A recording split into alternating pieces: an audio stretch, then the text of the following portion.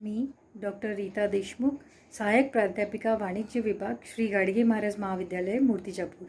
आज मी तुम्हाला BCom first year semester 1 संत गाडगेबाबा अमरावती विद्यापीठाच्या सिलेबसनुसार प्रिन्सिपल ऑफ बिझनेस मॅनेजमेंट या विषयाच्या युनिट 2च्या चॅप्टर 5 चॅप्टर आहे। त्याच्यामधून मी याच्या आदल्या व्हिडिओमध्ये पहिला आणि दुसरा चॅप्टरबद्दल तुम्हाला माहिती दिलेलीच आहे। आता या व्हिडिओमध्ये मी तुम्हाला चॅप्टर 3, 4 आणि 5 या चॅप्टरबद्दल तुम्हाला माहिती देत आहे। तर जे आपण समजून घेऊया। चॅप्टर 3 आहे नियोजनाची उद्दिष्टे, चॅप्टर 4 आहे पूर्वानुमान आणि नियोजन, आणि चॅप्टर 5 जे आहे ते आहे नियोजन प्रक्रिया किंवा तंत्र। या 3 चॅप्टरबद्दल या व्हिडिओमध्ये मी तुम्हाला सविस्तर माहिती देत आहे। युनिट 2 3rd चॅप्टर नियोजनाची उद्दिष्टे। नियोजनाचे उद्दिष्टे: पहिला, भविष्यकालीन दिशा निश्चित करणे। नियोजनाचा मुख्य उद्देश उपक्रमाच्या भविष्यकालीन वाटचालीची दिशा निश्चित करणे हे आहे। भविष्यकाळ हा अनिश्चित असतो, तसेच सतत बदलांचा वातावरणाचा व्यवस्थाकीय भविष्यकाळावर परिणाम होत असतो। याकरिता भूतकालीन अनुभव, वर्तमान परिस्थिती आणि भविष्यकालीन परिस्थितीचा अंदाज घेऊन योजना आखल्या जातात। दुसरा पॉईंट आहे अपव्यय टाळणे। नियोजनद्वारे उपक्रमातील अनावश्यक क्रिया टाळून निर्धारित कार्याचा एक निश्चित मितव्ययी असा मार्ग निश्चित केला जातो। उपक्रमाशी संबंधित नसणाऱ्या कार्यपद्धतीवर निर्बंध घातल्या जातात। उपलब्ध संसाधनांचा महत्तम उपयोग घेऊन काटकसर साधल्या जाते। तिसरा पॉईंट आहे उपक्रमाचा विकास। व्यवसायाचा विकास करणे हा नियोजनाचा मुख्य उद्देश असतो। याकरिता बदलत्या परिस्थितीनुसार नियोजनात परिवर्तन घडवून आणण्याची गरज असते। नियोजनामुळे हे सहज साध्य होते। उत्पादन व्ययात काटकसर साधून उत्पादनाचा दर्जा वाढविता येतो। चौथा पॉईंट आहे समन्वय साधणे।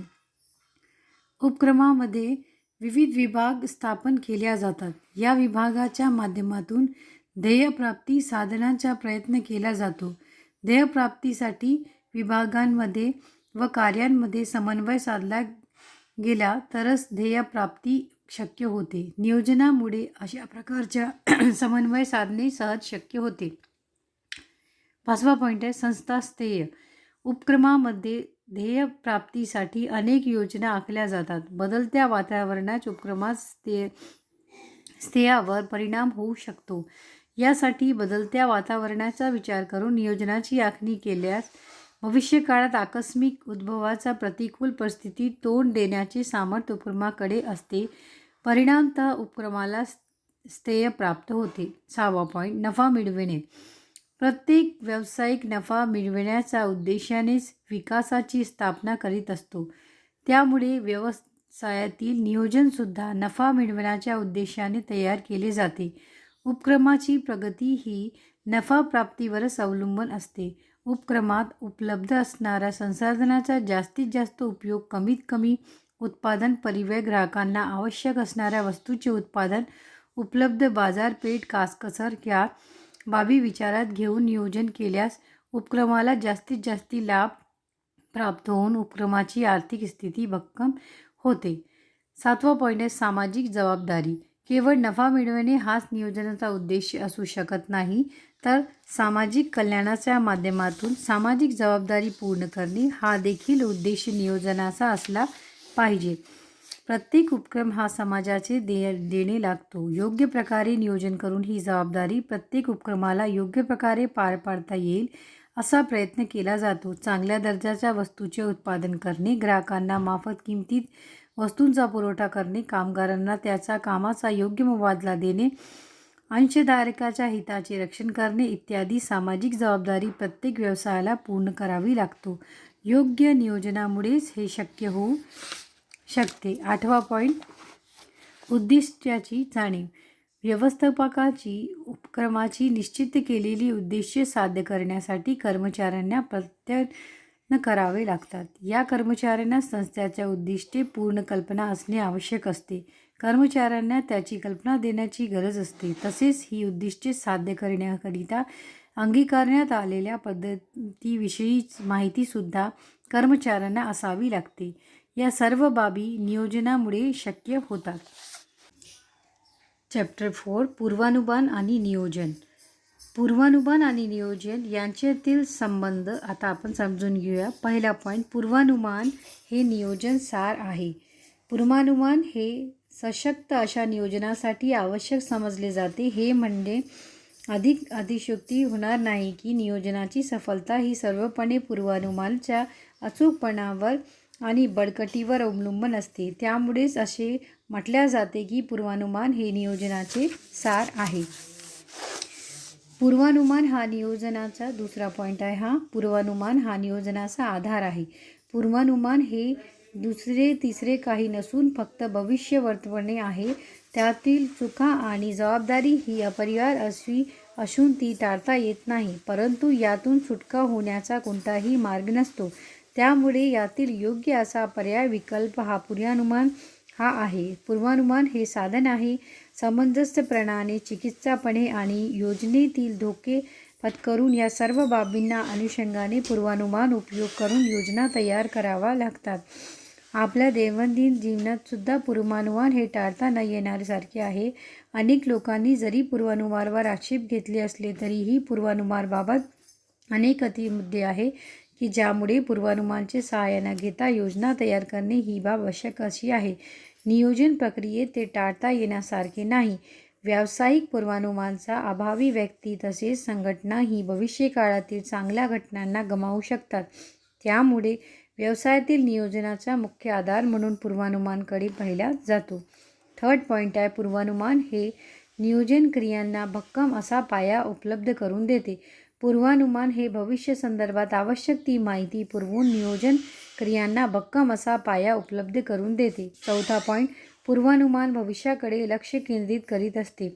पूर्वानुमान हे भविष्याकडे लक्ष केंद्रित करीत असते आणि यातून नियोजनाला भविष्यातील अडचणीपासून दूर ठेवीत असतो, जे इतर कोणत्याही साधनात परिस्थितीत अस्तित्वात असल्याचे आढळत नाही. पाचवा पॉईंट आहे, व्यवस्थापकीय नियोजनाच्या सुधारणा. पूर्वानुमान व्यवस्थापकीय नियोजनाची गुणवत्ता वाढवित असते. उदाहरणार्थ, जर कंपनीला आपल्या ग्राहकांच्या भविष्यातील गरजा पूर्ण व्हाव्यात असे वाटत असेल तर कंपनी त्यानुसार योग्य पद्धतीचा अवलंबन करून नियोजनाद्वारे नवीन वस्तूंचा विकासाच्या योजना तयार करू शकते.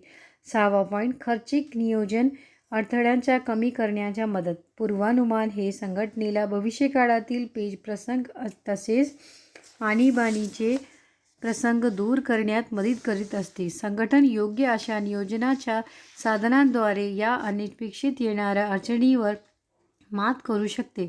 या सर्व अडचणी आणि पेचप्रसंग दूर करणे संघटनेला जरी शक्य नसेल तरीही त्यापैकी अनेक अडचणी आणि पेचप्रसंग दूर करणे संघटनेला पूर्वानुमानामुळे शक्य होत असते. सातवा, कमकुवत जागांसाठी माहिती. पूर्वानुमान संकल्पनेतील कमकुवत जागांसंबंधीची अत्यंत महत्त्वपूर्ण अशी माहिती व्यवस्थापकांना देत असते, ज्याचे आधार योग्य असे नियोजन करून त्यावर नियंत्रण ठेवले जाते. एकदा संघटनेतील व संघटनेबाहेरील अशा जागा व्यवस्थापकांना समजल्या म्हणजे मग व्यवस्थापक त्यांना नियंत्रित करण्यासाठी सशक्त असे नियोजन करून परिणामकारक अशा नियंत्रणाद्वारे त्यावर नियंत्रण लावून त्या जागा आपल्यासाठी शक्तिस्थाने म्हणून बदलून घेऊ शकतात. हे जरी खरे असले की सर्वच कमकुवत स्थानेही शक्तिस्थाने म्हणून बदलून घेता येत नाही, तरी पण पूर्वानुमानामुळे जास्तीत जास्त स्थाने ही शक्तिस्थाने म्हणून बदलून घेता येतात. यानंतर आहे नियोजन आणि पूर्वानुमान यातील फरक. तर याचे जे वेगळे जे पॉईंट आहे ते आपण समजून घेऊया. पहिला आहे आधार. नियोजन हे पूर्वानुमानावर आधारित आहे आणि पूर्वानुमान जे आहे हे योजनेचा पाया समजला जातो. दुसरा पॉईंट आहे निर्णय. नियोजन हे काही विशिष्ट निर्णयावर अवलंबून असते. ते सामान्यतः काय करायचे आहे, कसे करायचे आहे आणि केव्हा करायचे आहे या घटकांवर संबंधित असतो. पूर्वानुमान जे असते ते कोणत्याही निर्णय पूर्वानुमानाशिवाय घेतला जाऊ शकत नाही. अधिकार. नियोजन हे उच्चस्तरीय व्यवस्थापनाकडून केले जाते आणि पूर्वानुमान हे मध्यम किंवा कनिष्ठ स्तरीय व्यवस्थापनाकडून केले जाते. चौथा पॉईंट आहे व्यक्तींचा अंतर्भाव. नियोजनात मुख्यतः व्यवस्थापक मंडळीची सर्व सभा सदस्याचा अंतर्भाव असतो आणि पूर्वानुमान प्रक्रियेत फक्त काही ठराविक सभा सदस्याचा अंतर्भाव केलेला असतो. पाचवा पॉईंट आहे कर्मचाऱ्यांची सक्रियता. नियोजन प्रक्रिया मात्र कर्मचाऱ्यांच्या बहुतांश क्रियांना सक्रिय व क्रियाशील करीत असते. पूर्वानुमान कर्मचाऱ्यांना क्रियांना सक्रिय व क्रियाशील करू शकत नाही. साधन व साध्य. नियोजन हे पूर्वानुमानचे साधन नाही, पूर्वानुमान हे नियोजनचे साधन आहे. कौशल्य व कुशलता. नियोजन प्रक्रिया ही व्यवस्थापकांकडून केली जाते. त्याचे जवळ नियोजनाचे कौशल्य असलेच असे नाही. पूर्वानुमान प्रक्रिया ही कौशल्य प्राप्त तसेच कुशल आणि व्यक्तींकडून केली जाते. आठवा पॉईंट विश्वासार्हता. नियोजन दीर्घकालीन असले तरीही विश्वासार्ह असते. पूर्वानुमान विश्वासार्ह असलेच तरी नाही. उपयोग. नियोजनाचा उपयोग व्यावसायिक संस्थेला अंतर्भाव आणि बाह्य अशा दोन्ही प्रकारच्या प्रश्नांची उकल करण्याने होते. व्यावसायिक पूर्वानुमान हे अंततः प्रश्न सोडवण्याच्या उपयुक्त असते. ते फक्त बाह्य प्रश्नांची उकल करण्यासाठी उपयुक्त ठरते. लास्ट पॉईंट आहे 10वा आवश्यकता. नियोजनासाठी पूर्वानुमान आवश्यक असते. पूर्वानुमानासाठी नियोजन करणे हे आवश्यक असते असे नाही. हे होते पूर्वानुमान आणि नियोजनाचे फरक. 5वा चॅप्टर आहे नियोजन प्रक्रिया किंवा तंत्र. नियोजन प्रक्रियेचे जे टप्पे आहेत ते आपण आता समजून घेऊया. पहिला, उद्देश निश्चित करणे. नियोजनाचा उद्देश निश्चित करणे ही नियोजन प्रक्रियेतील पहिली पायरी होय. व्यवसायाचे उद्देश ठरविल्याशिवाय नियोजन प्रक्रियेला सुरुवात करता येत नाही. उद्देश ठरविल्यामुळे काय करायचे, कसे करायचे, किती वेळेत करायचे या बाबी स्पष्ट होत असतात. निर्धारित केलेल्या उद्दिष्टाची अंमलबजावणी उपक्रमात विविध स्तरांवर विविध अधिकाऱ्यांच्या तसेच व्यवसायाकडून होत असते. त्यामुळेच उद्देश स्पष्ट असणे आवश्यक असते. दुसरा पॉईंट, नियोजनाचा आधार निश्चित करणे. नियोजन प्रक्रियेतील दुसरा महत्त्वाचा टप्पा म्हणजे नियोजनाचा आधार निर्धारित करणे होय. पूर्वानुमानाला नियोजनाचा आधार असे समजले जाते. पूर्वानुमान म्हणजे भविष्यासंबंधीचे अनुमान निश्चित करणे. नियोजनाचा यश हे नियोजनाच्या आधारावर अवलंबून असते. वातावरणातील अनेक घटक व्यवसायांच्या वर्तमान आणि भविष्यावर परिणाम करीत असतात. यात बाजाराची भविष्यातील परिस्थिती, उत्पादन परिणाम, विक्री, किंमत निर्धारण, कर व त्याचे परिणाम, तंत्रज्ञानाची प्रगती, स्पर्धक, सरकारी धोरण इत्यादी अंतर्भाव होतो. अशा घटकांविषयी माहिती मिळविणे, आकडेमोडी गोळा करून याचा वापर केला जातो. थर्ड पॉईंट आहे पर्यायी मार्गाची निर्धारण.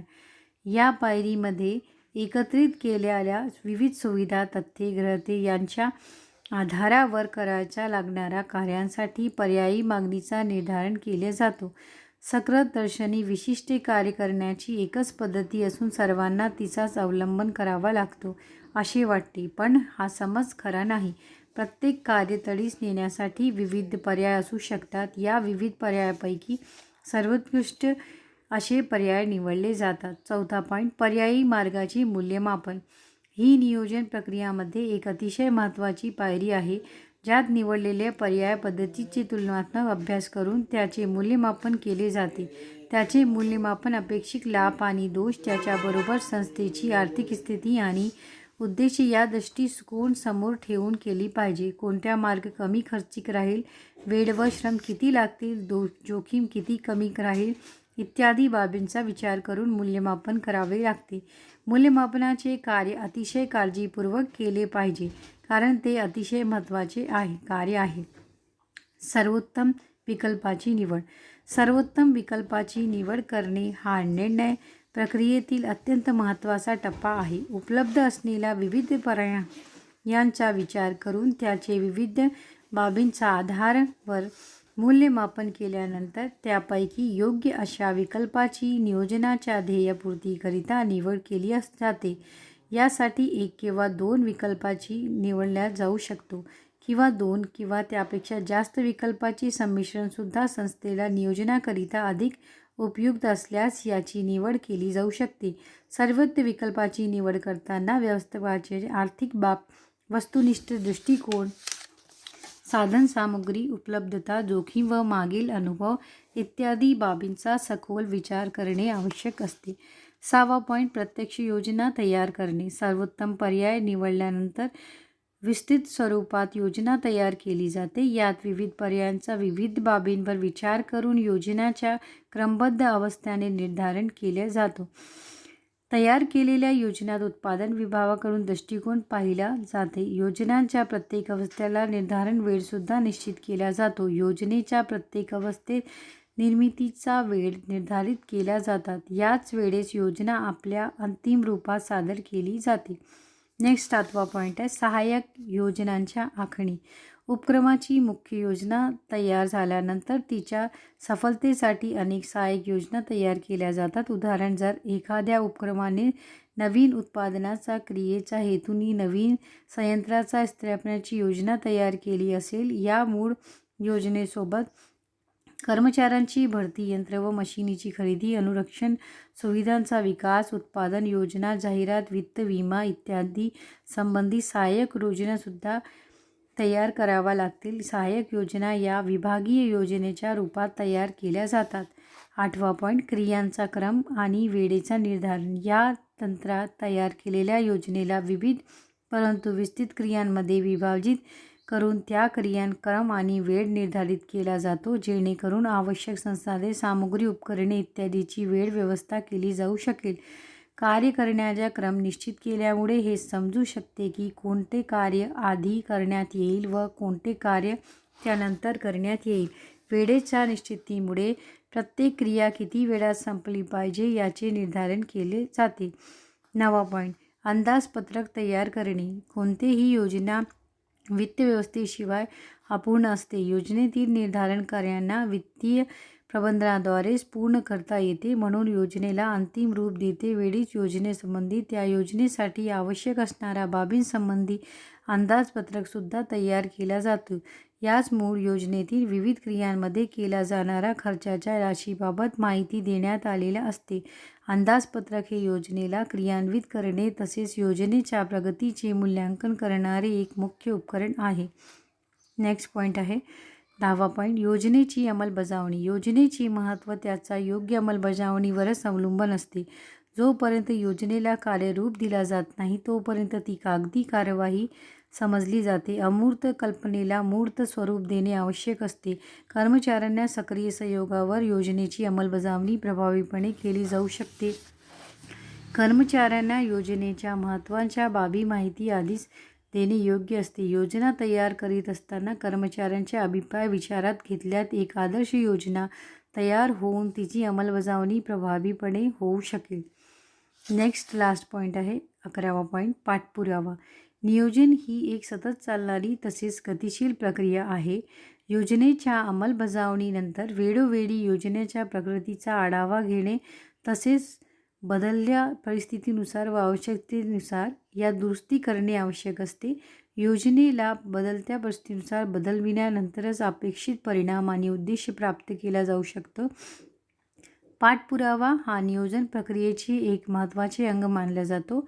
या नियोजनाचा शेवटचा टप्पा आहे आणि नियोजन प्रकृती आहे, तर त्याला जर आपण आकृतीनुसारही आपण समजून घेऊ शकतो.